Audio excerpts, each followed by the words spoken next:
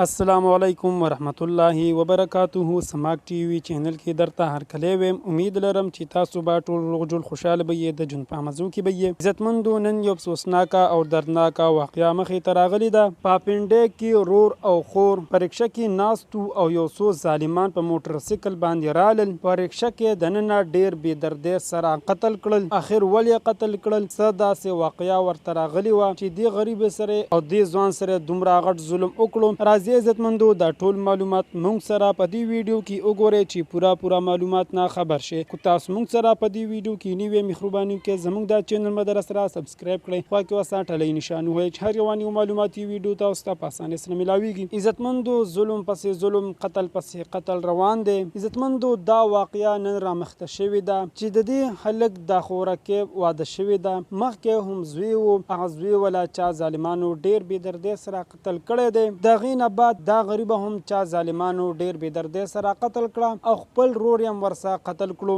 عزتمندو، الله تعالی دې په موږ مسلمانانو باندې رحم وکړي.